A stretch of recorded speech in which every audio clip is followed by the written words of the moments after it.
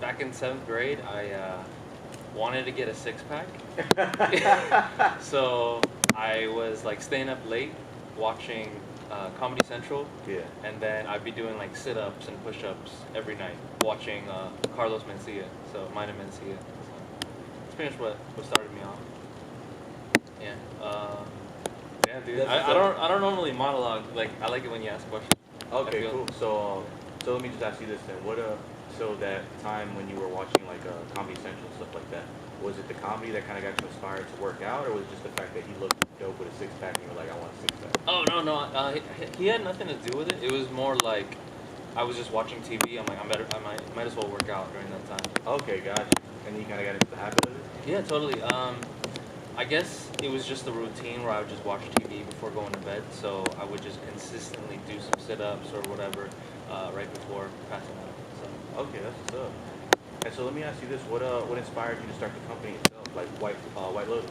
oh, White Lotus. White Lotus FL. So what got me to start was I was coaching fitness before, and I kind of wanted to do my own thing. You know, I was coaching CrossFit at the time, but I wanted to find my own space. So I was with my fiance just kind of brainstorming ideas of what kind of gym we wanted to open. But that's pretty much the idea. We wanted to do our own thing, create our own footprint in the space, and that's where it all started. Okay, that's what's up. And when you say your own footprint, it's like, do you think that you're bringing something different to the table in terms of working out, or do you feel like you have your own way that you kind of figure things out for yourself? Totally.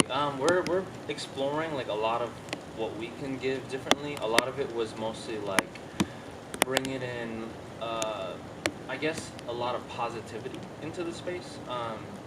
What we were used to was a more like competitive atmosphere where people were like, all right, I'm better than you, I want to look better than this person, versus a more like positive mentality of, hey, we could do this together, we're kind of like a team kind of thing. So that's kind of like the difference. That's what's up, man. That's definitely how I feel too with this, because it's just like in terms of like the podcast and everything, I'm really trying to bring people together as well. Totally. Kind of uplift the community. Yeah, totally. It's a group thing. You don't have to compete with each other. You just kind of like make each other better. Yeah. That makes everyone better. Exactly, man. That's what's up. Do you get inspired by any like fitness coaches or anything like that, or did you just find your own inspiration? Definitely, I learned from a lot of people. I watch a lot of coaches on Instagram. You know, in the scene for a bit. A lot of the whole CrossFit community and the sport. But I guess I take a lot of inspiration from a lot of different parts of fitness. Okay. So the whole Olympic lifting background, as well as like studio gyms like Orange Theory, traditional bodybuilding people, like all those people have their own story and kind of like take little pieces of each. Okay, that's what's up, man. And so I feel like I'll introduce us right now. So welcome to the Jargon podcast. It's your host RubenHood, aka Ruben, and this is my special guest, Milton. What's up? Yeah. So going into the whole White Lotus company that you have now, what were your biggest challenges like starting it up and kind of like getting it going and everything like that? Man, no lie, the first thing that was really funky was the name. Okay. We didn't know what we wanted to call it. But that was, I guess, the first challenge. We used that as an excuse, though, to kind of like not do anything. Like, we didn't know the name, so we're going to figure out a good name for it. But we just settled on White Lotus, and we're like, fuck it. Let's just create content, work on our concept, and just go from there. So just doing the work, really, is the hardest part. Okay, got you. So just getting started, really. And after that, it kind of just snowballed? Yeah, definitely. It was, a lot of things were still unclear. Because we wanted to open the gym, it was like, where did we want to open a gym? How do we want to do it differently? But once we kind of like took it seriously and really found our niche, that kind of like allowed us to move forward. Okay, got you. That's pretty awesome, man. So I see that you've been working like with other people and other fitness people. So how does that exactly work? Do you go and scout people out, or are people just coming to you now? Totally. Some people come to me, and I don't normally do one-on-one training. I only do a couple clients like that, but most of the people I do are all online. So a lot of people who want to have a customized program with like somebody to support them. That's kind of like what I do. Who are pretty much just looking for, I guess, guidance. You know, someone's like, hey, what should I eat today? What workouts do I need to do, and how often do I need to do it? Those are like a lot of questions that people might have, but sometimes you don't want to just message people asking them questions all day and stuff like that. And that's kind of where I come in. And that's why I do a lot of coaching for people. Got you, man. And so, what is it? Is it? Do you feel like it's easier online than in person? What are kind of like the differences for that? I think it's way harder online. Okay. It's crazy hard to like give someone personal attention. Like we could hang out and we're like chilling, you know, we got daps and stuff, and we're like connecting. But if we're just doing it through text message, it's like how do you do that? You know, it's a little bit more challenging. That's where like videos and stuff come into play, as well as like pictures and content. But that's the biggest challenge for me. Like online is definitely another game. And why do you think it's hard for you? I guess because I feel like I'm more of a introverted person. Like, I'm definitely good with the whole one-on-one training. I'm good at communicating with people and kind of like seeing their form, fixing it, and coaching them. But as far as remembering to text somebody or managing a group of people online, it's a lot more challenging for me. Yeah. I guess that's the biggest thing. It's that the fact that I'm not there to kind of see what's going on all the time. Okay, gotcha. And so that's where you kind of have to put your trust in these people, or kind of like gauge how I guess their level of self-discipline. Totally, you could totally. Say. You know, because motivation sometimes it comes and goes. Yeah.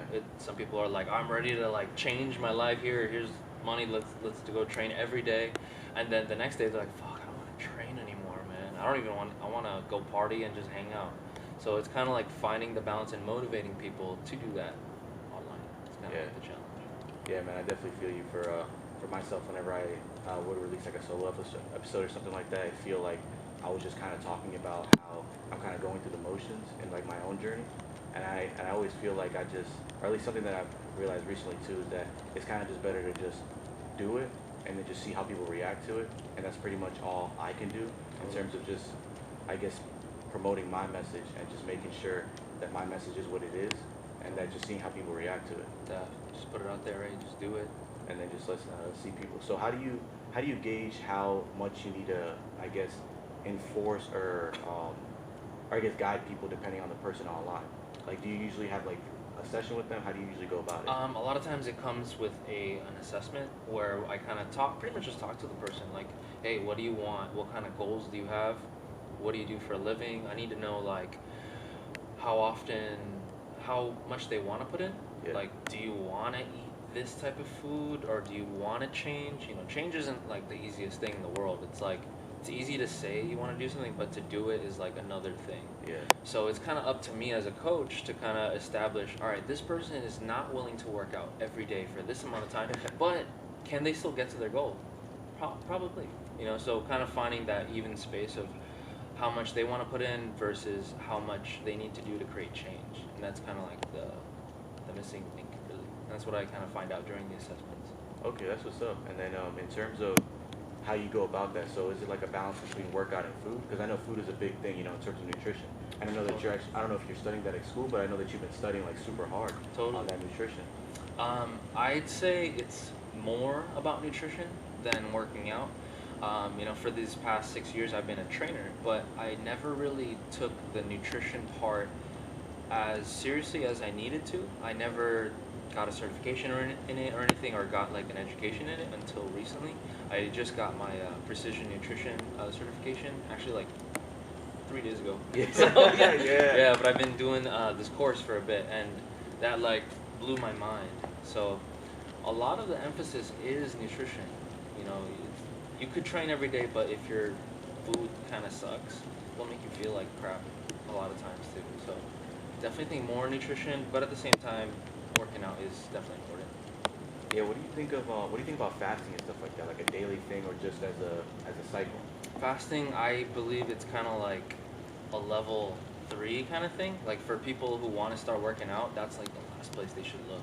Okay. That's more like for athletes who want to level up or something like that. But as far as, let's say you're a bigger person who wants to lose weight and somebody tells you to fast, what happens when you do lose the weight? Are you going to continue fasting?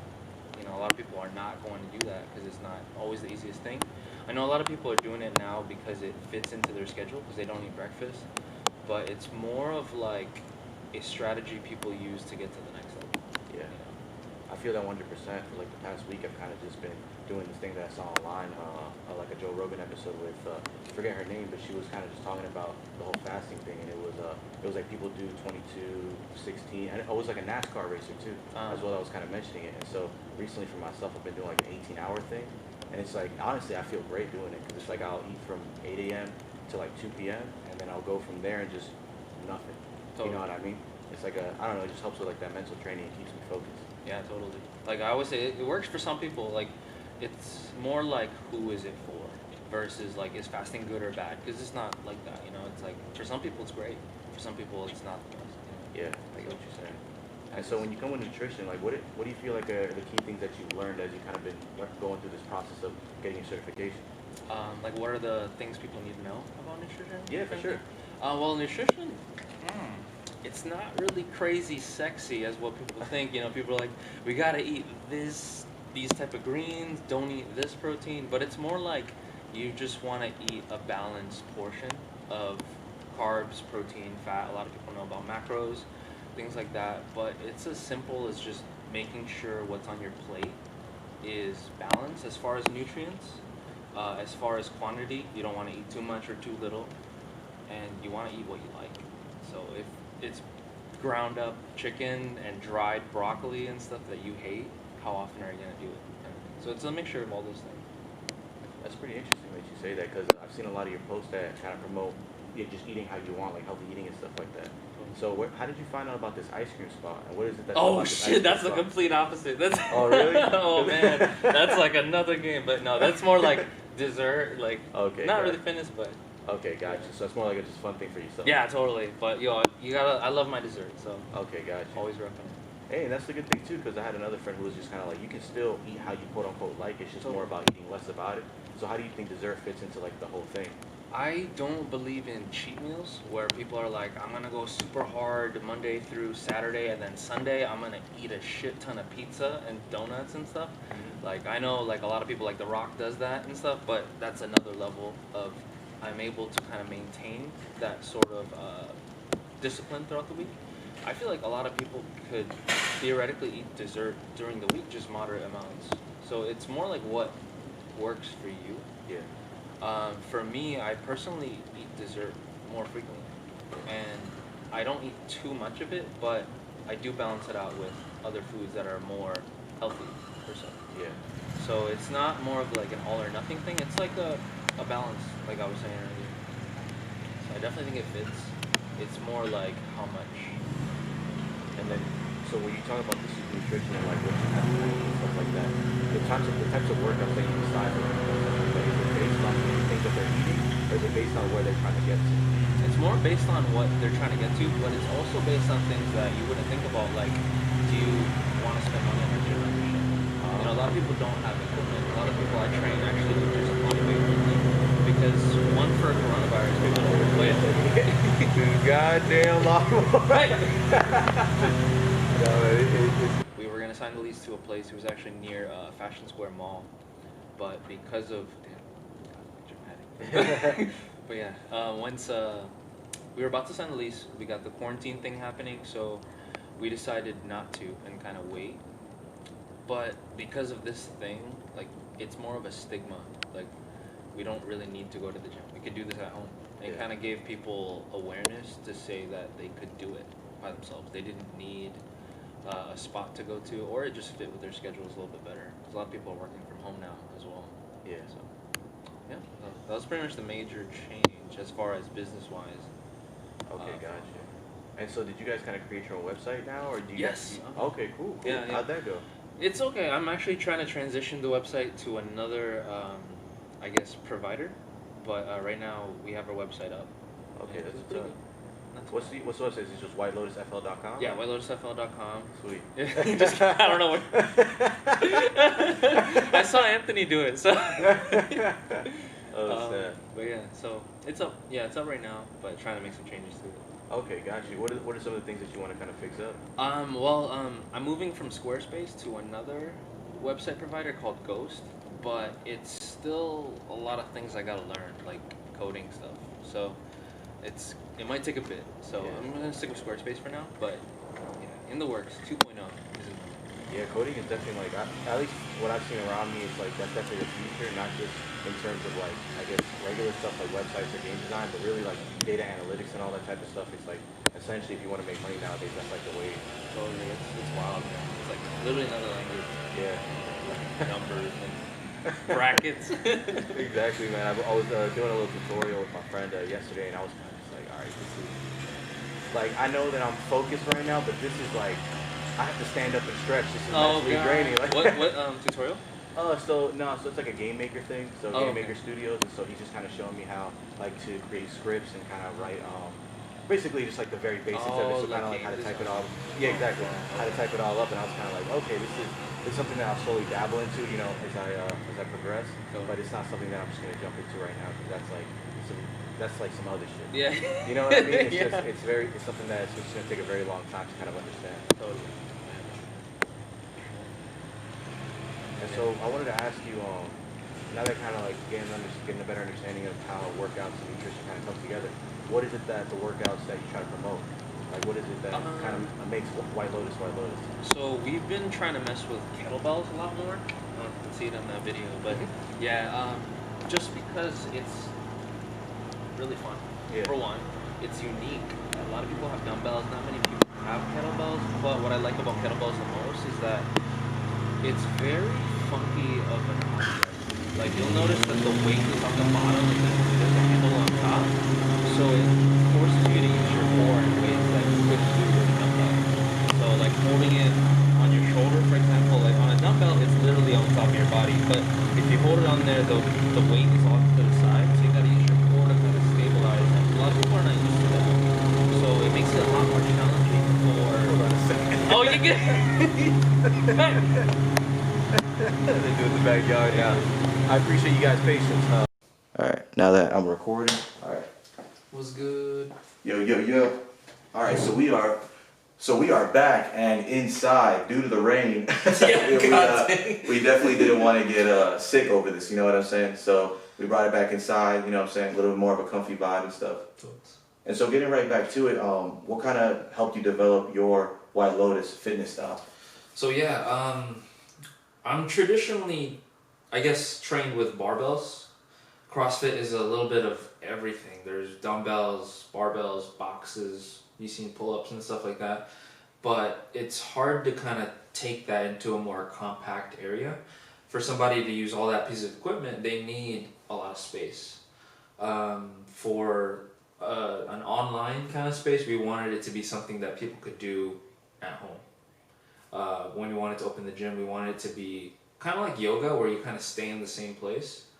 We wanted that type of concept. So thinking about like what pieces of equipment are fun and compact and accessible, we thought of kettlebells. And it's not a new piece of tech. Like people have been using it for a long time, the Russians. And you could do so much with just one. So that's kind of why. So it's a little bit of everything you could do. You only need one of them, and right now you can't get them anywhere. But with White Lotus COVID, Studio. Yeah. If COVID is gone, then maybe we'd sell them or something. But Yeah. So, yep, and that's pretty much it. That's the main concept, really. Cool. And so with the kettlebell, because it seems like so freestyle or freeform, do you think that you can create new ways of kind of working out? Well, as far as movements, I feel like people invent new ways of doing it all the time. Really? Okay. Like a lot of them might be like kind of ridiculous. I'm not sure like all of the variants and stuff, but yeah, you can get pretty complex with it because it's more like normally barbells are forward backward. Yeah. Dumbbells are kind of like kettlebells where you can kind of twist and turn in different ways, but kettlebells, because of that funky way to hold it, it forces you to twist in a way. So instead of a forward backward kind of thing, we're using the whole range. We're twisting, we're using our core in all those different ways, and it's kind of fun but funky at the same time. Okay. So. What makes it funky when you say like just like the rhythm? So and it's stuff like that? it's literally like martial arts. Like, cause if you're holding the kettlebell and you're like twisting, you're like holding the kettlebell like you're about to like fight somebody. So it's like, yeah, it's very funky, very different. Yeah. Okay, so got you. normally when you think of working out, the patterns of movement are like this, right? We're doing this, squatting just in place. But when we're using a kettlebell, instead of this position, maybe we're here, right? Instead of pressing normally out here, we're all the way here. We're like at this angle. It's like funky angles that we're not used to normally. Okay, gotcha. So, yeah. I see what you mean, man. That's pretty dope. I've never seen kettlebells until you kind of like started posting them. Oh, stuff, shit. Yeah, man. Hell yeah, dude. Because most of the time, whenever I would go to the gym or stuff like that, it's pretty much be the usual routines. You know, Mm-hmm. just hit the machines and stuff like that. Or you use like the free weights and stuff. Mhm. But I don't really see them in the gym anyways. Yeah. Then you were talking about CrossFit training earlier. Is that Mhm. kind of something that inspired you to do this stuff, or? Well, that's what actually I was doing before this. So Okay. pretty much I was a CrossFit coach. I coached CrossFit, competed in CrossFit and weightlifting, and this was kind of like the branch off of CrossFit. So wanted to kind of create that own footprint, like I was saying, and this was the next step, really. Okay, gotcha.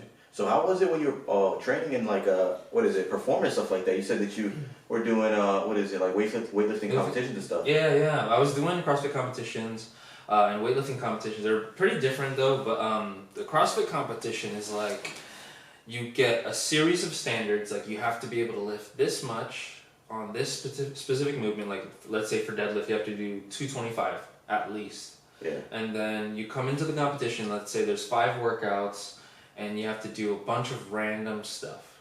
Yeah. So it's kind of like Ninja Warrior, but with working out. And pretty much whoever gets the best score in that particular workout kind of wins. Yeah. So it's kind of like that. Weightlifting is more like you have these 2 lifts, the clean and jerk and the snatch. Whoever can lift the most weight wins. So Okay, a little bit different, but yeah. And that's kind of like where I started from. So the clean and jerk, that's the one where you kind of like lift and they go, boom, Yeah. and then you just drop it, or like that? Yeah, you can drop it, yeah. Okay, gotcha. Yeah, that's one of the lifts in high school, Olympic lifting. Really? Clean and jerk, yeah. Okay. But they don't have snatches, which is the wide grip one. Yeah. They have bench in high Okay. school. So. Gotcha. And then what when you did these competitions stuff like that, that was just you that wanted to do them, or was it like kind of like a team thing? It was more. Some of them were a team. Like you could go like 2 partners, 3 partners, 4 even, or you can go individual. I did 1 individual and then 1 partner. So I'm pretty sure it was just 2. But yeah, I did 1 partner, 1, and then 1 individual one. Okay, gotcha. Mm-hmm. And so how do you feel now that you've been doing this for like 6 years? Where do you think you'll like after you set up your business and you have like I guess you could say your gym and stuff like that, where you see that kind of next step going for you? Man, I was brainstorming this a lot. Right now, I want to kind of dive more with the whole gamer scene, because that's kind of like the hole in the industry that I'm looking towards. Like a lot of people are streaming video games now. A lot of people are playing these intense FPS games, and a lot of health is mental health as well. And a lot of times working out kind of like enhances that. It kind of keeps you stable, makes you feel a lot better inside as well as outside. So that's kind of like where I want to get to. As far as where that would be business-wise, maybe I would have other coaches coaching with me online. Maybe it would be like streaming. I'm not sure, but that's what I'm thinking of right now. Yeah, that's pretty cool. I think that kind of incorporates the whole survey thing that you just dropped Yeah, recently, right? Mm-hmm. Yeah, I was asking a bunch of people just like what games do they play, what systems do they use, let's see, what fitness do they do, what if they work out, and what do they want to do in terms of working out. So Yeah. things like that. It's pretty interesting actually. About like 50 people responded. You're Really? one of them. Yeah, most definitely. Yeah. Yeah, it was interesting. Like, I believe console was the most popular. Let's see. I think 30% of people did not work out. Mm-hmm. I think that was like 17 people said they did not. Most people did work out. Most people work out 1 hour or less. There were some people who worked out more than 2 hours. I think there was like 2 people. What do you think the most popular game is? Definitely either Fortnite or like Apex or something. Yeah, shooters were the most popular. Yeah. It's crazy. And then fighting games were second. Hey, there you go. Yeah. Well, given that the whole like sample size was not too big, but that's pretty wild. Yeah. To say that. But yeah, man, that was the survey. It really helped out as far as like figuring out what people wanted to learn. Oh, that was another question. I think it was what's the biggest challenge in health and fitness, and the biggest one people had was nutrition and then motivation. Pretty crazy. Yeah, that's pretty cool though. Yeah. Because it kind of shows that, you know, just a little bit of motivation, these people can get going on their thing. It just seems like a lot of people need, like, I guess, I don't know, like a daily dose of motivation. Kind of like that shot of coffee, or cup of coffee. It's like boom, oh snap. Kinda, but I feel like they've been lied to. That motivation is what they need. I don't think motivation is what people need, because what if you don't have any? Like, do you just not do it? You know. So I feel like it's kind of like that's the excuse that people use. I think it's more like manipulating your environment so that you do it whether you feel motivated or not.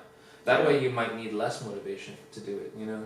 Yeah. Like, it's easy to kind of create podcasts if, like, all your friends are, like, super social and want to, like, record with you versus, like, if all your friends live in Arkansas. Yeah. Yeah, so it's kind of like environment makes a little bit of a difference, too. So I think that's the biggest, like, thing I want to, like, help them with. That's what's up, man. And I definitely feel you on that too, because I've been watching a lot of other people and kind of talking. Like, for instance, that I watched the David Goggins episode a while back with Joe Rogan. I was like, yo, this man is on something, you know what I mean? And then I've seen like comedians be like, yo, motivational speaking, that's retarded. You either do it or you don't. And it's like, you're absolutely right. You're absolutely right. You either do it or you don't. And that's pretty much it, you know. And I think that's 100% the truth. And that's kind of been something that I've been trying to develop for myself too, like that real self-discipline, that mental and physical training, so that I can do the things that I want to do and have the actual energy and ability to do it. You know what I mean? Yeah. Because like I'm sure with you in terms of your physical, in terms of fitness and stuff like that, like it's not just a body thing. Yeah. Like how do you get your mind right to be able to be like, okay, I don't want to lift this kettlebell right now, but I'm gonna do that shit anyways. Yeah. Damn. The way I do it is sometimes it's more like my fiance Tiff. I'm like, shit. She wants to work out today. I'm not gonna let her down. Let's work out. So that's like one way. Yeah. Another way is, man, I gotta set a good example for my people. Yeah. You know, that's like another way. Another way is, man, I'm gonna feel like shit if I didn't work out. That's another way. There's like so many like different things that like mentally you could do. Yeah. But then there's another thing that you could do, which is set up your yoga mat the night before.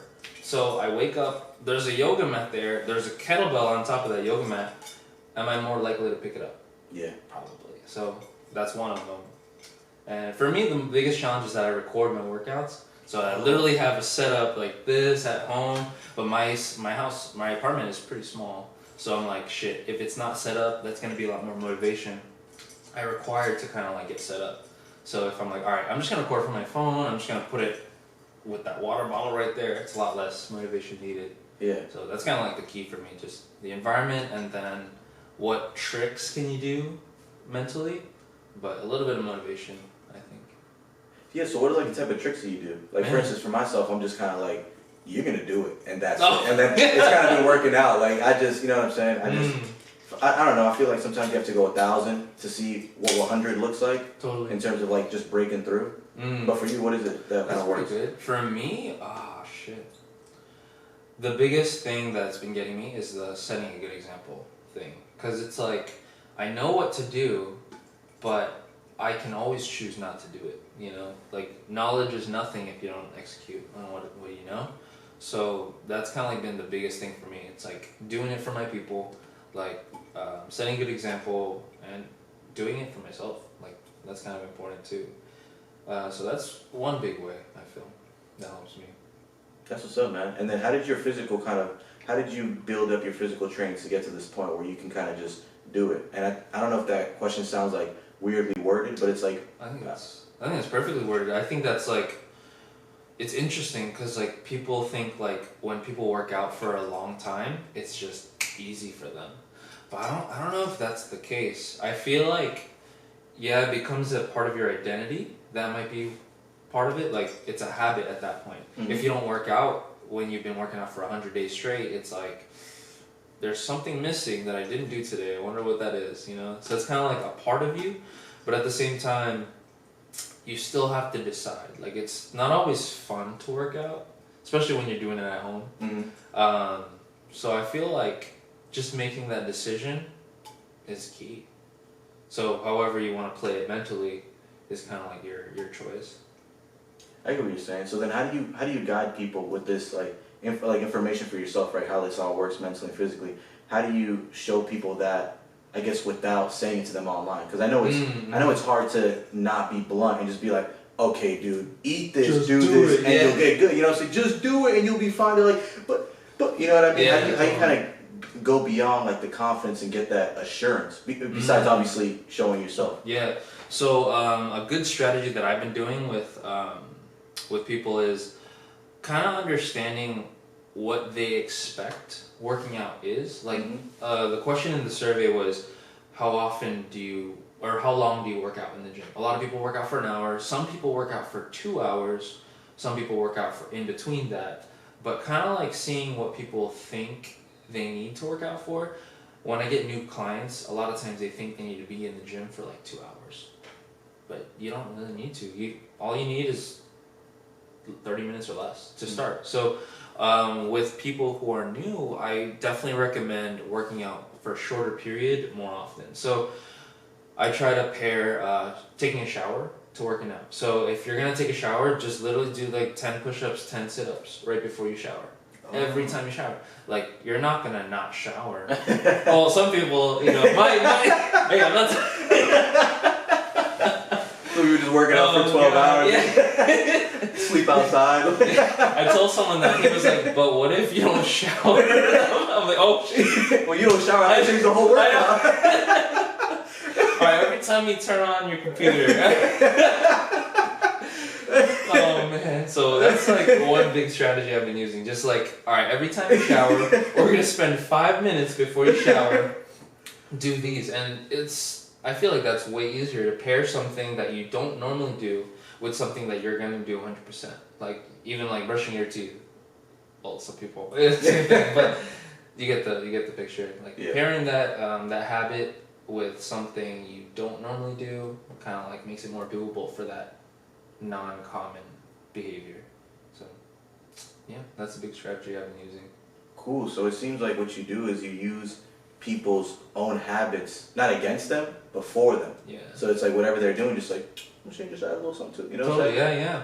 It's like what you do, like, I'm not trying to make people become me. You know, as a trainer, my goal is to make them be who they want to be. Yeah. So for me to tell them, this is what my diet is, you need to eat what I eat, like, that's kind of like very selfish in a way. Mm-hmm. I'm all about trying to see what they do already that's right, that's correct, that's getting them to their goals, and just accentuating that. So kind of like, what can they do that's the easiest for them, but that'll give them the most results. So it makes it more doable. At the same time, it's like, man, it really works. So. That's what's up, man. It's interesting, man. Just like kind of allowing yourself to build these habits up and let these habits kind of become you. It seems like that's like, I don't know. It seems like that's the best way to kind of get through your situations, or kind of like what you're trying to, I guess, get to. And so, in terms of that, what do you see is most successful now that you've kind of had like this process of doing it online for so long? Man, now that I've been doing it online and just using these strategies, it kind of made me believe like not everyone needs it. Mm-hmm. That's one thing, because the people who I want to help are the people who need the help.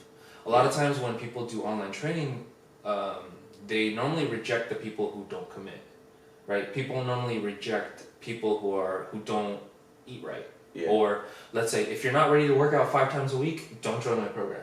Yeah. But those are the people who need help, like who want to get their goals. If you're gonna work out 5 times a week without me, then you don't really need me to tell you what to do or like to help you out. So I guess understanding these techniques and doing the online thing made me realize like, damn, you should be able to help people, like anybody. Mm-hmm. But you do want to niche down, but at the same time, you should be able to theoretically help people get to where they need to go. Yeah, so.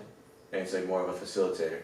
Mm-hmm, exactly. Facilitating. It's like a team player versus a commander, really. Or like just telling them what to do. Exactly, man. Mm-hmm. And that's the thing too. So what came?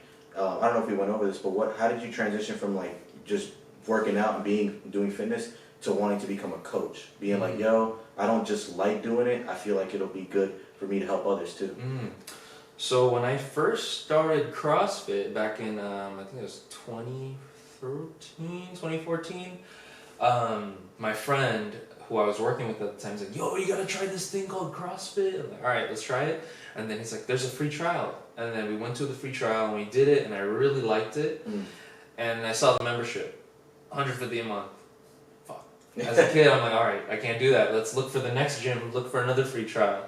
And that's kind of like what we wanted to do. But then I saw like, damn, this is like a thing people do. Like people coach and there's like certifications. And then I looked up a certification. I'm like, if I could become a coach, I don't have to pay for a gym membership. Yeah. So I got the certification and then I started training friends around me. Just because they asked me to. But it was more like just help me out. Let me work out with you. Like, just give me some tips.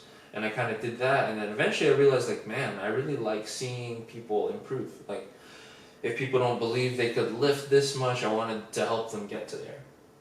Just because I kind of, like, went through the same thing. You know, when I first started, I'm like, all right, how do I get to there? And showing people that same process that I did was kind of fun. So that's what kind of started everything. Got you, man. So you wanted a free membership? Pretty much, yeah, dude. Like, it sounds like a joke, but man, I couldn't afford a membership. I'm like, membership is like $150 a month for 12 months, but the certification is, so it sounds bad, but yeah. And then so, what kind? I know that nutrition and fitness go hand in hand, obviously. But what made you decide, like, all right, now I'm gonna get into nutrition. Now I'm not just gonna know how to work out. Now I'm gonna know how. Now I'm gonna teach people how to eat too.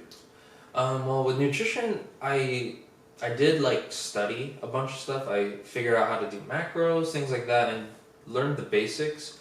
But I didn't really have any, I guess, certifications to kind of go for it.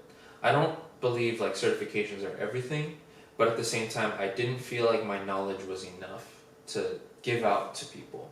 So with fitness, I believe I could kind of get somebody from here to here. With nutrition, I can give them my information, but it's up to you to kind of figure it all out. And from learning, I guess, my certification and stuff like that and my curriculum, it kind of got me to realize, all right, this is the other part of the picture. So that kind of got me balanced in terms of the whole health field. So. Got you, man. And so it kind of like you're saying, it kind of just added on to it. Yeah, totally. It just felt like it was incomplete. I needed something else. So. Got you, man. That's crazy. Well, I guess let's get right down to it, right? You ready for that workout? Yeah, dude. Let's do it. All right, so we're gonna set it up real quick so that we can do a special workout for y'all. Pretty much gonna be me. Yeah.